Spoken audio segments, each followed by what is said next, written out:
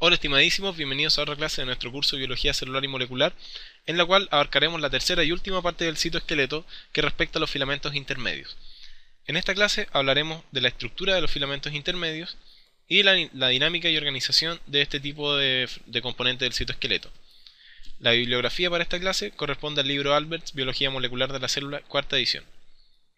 Acá tenemos una imagen que representa cómo están distribuidos los filamentos intermedios en una célula que interacciona con otras células, y nos damos cuenta que los filamentos intermedios son filamentos que interaccionan muy cercanamente con otras células. Y ese es el fundamento para comenzar a definir la estructura general de los filamentos intermedios. Primero que todo, la gran diferencia que tienen los filamentos intermedios con los microfilamentos y los microtúbulos es que no son polímeros, sino que son grandes proteínas filamentosas que se enrollan entre sí para formar un filamento relativamente grueso, que es bastante resistente a las deformaciones externas y que es de mucha utilidad para formar las uniones intercelulares.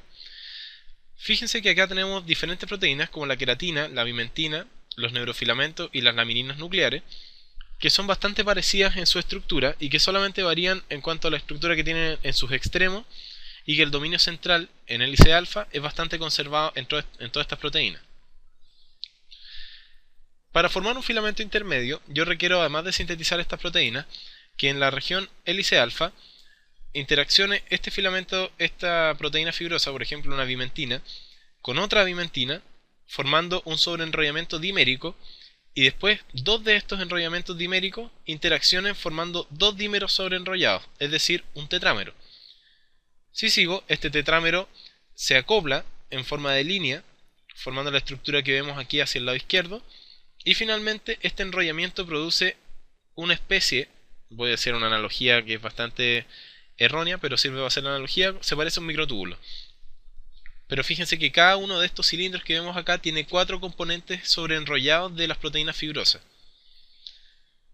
Estos son los principales tipos de proteínas que forman los filamentos intermedios en las células de los vertebrados, que son, por ejemplo, las láminas nucleares. El polipéptido lo forman las lamininas A, B y C, y la localización es en las láminas nucleares de las células eucariotas, como analizamos en la clase de transporte nuclear. Las proteínas relacionadas con la bimentina, que está la bimentina, la desmina, y esta es importante, la proteína glial acídica fibrilar, que es muy útil para teñir algunos tipos de células del sistema nervioso central, principalmente los astrocitos y las células de Schwann. Las queratinas, que básicamente si son de tipo 1 o tipo 2 no importa mucho, pero se encuentran en las células epiteliales y en los derivados de la piel, por ejemplo el pelo y las uñas. Y los filamentos intermedios neuronales, que son los neurofilamentos, los NFL, M y H, que se encuentran en las neuronas. Y acá tenemos lo que yo les hablaba. En la imagen A tenemos una red de filamentos intermedios que se encuentran en la axón neuronal. Fíjense que es bastante abundante. Y en B tenemos lo mismo, pero en un astrocito, que está en ausencia de estas proteínas que unen neurofilamentos. Y en la fotografía C vemos un axón cortado transversalmente, donde vemos la abundancia de los filamentos intermedios, estos puntos oscuros, y con algunos microtúbulos ocasionales. ¿Se acuerdan que habíamos hablado que los microtúbulos participan en el transporte vesicular ligado a quinesinas y dineínas? Bueno, aquí se encuentran los neurofilamentos, que son mucho más abundantes que los microtúbulos, y obviamente acá no hay actina porque la actina se encuentra hacia las periferias. Acá está la misma imagen que les había mostrado en un principio, pero acá está con otras células, y fíjense que la abundancia de los filamentos intermedios no radica en el interior de la célula, sino que radica en el exterior, en los bordes, formando interacciones con otras células. Y esto es muy importante porque hay estructuras de uniones celulares, como los desmosomas, que el fundamento que tiene, además del componente proteico, es el ligaje a los filamentos intermedios. Acá tenemos el complejo del poro y la estructura de la membrana nuclear. Y fíjense que entre la membrana nuclear, la membrana plasmática nuclear, y la cromatina existe una lámina nuclear que está formada por las lamininas A, B y C. Y las distintas fosforilaciones que puedan existir sobre esta lámina nuclear pueden alterar la conformación de esta lámina nuclear, haciendo que se disgregue o haciendo que se una de nuevo. Y ese es el fundamento en las etapas de la mitosis, en las etapas del ciclo celular mitótico, donde se tiene que disgregar el núcleo, se tiene que disgregar la membrana nuclear, y tiene que volver a ensamblarse en etapas tardías. Aquí hay una investigación sobre una enfermedad que se trata de una de las proteínas que acoplan queratina en la piel. Estos son cortes histológicos de piel, en la cual se puede ver el estrato basal de la piel. Le voy a escribir una B acá. Estas son las células basales de la piel que originan todas las células que siguen en este sentido. Y en esta zona se encuentra la unión de queratina.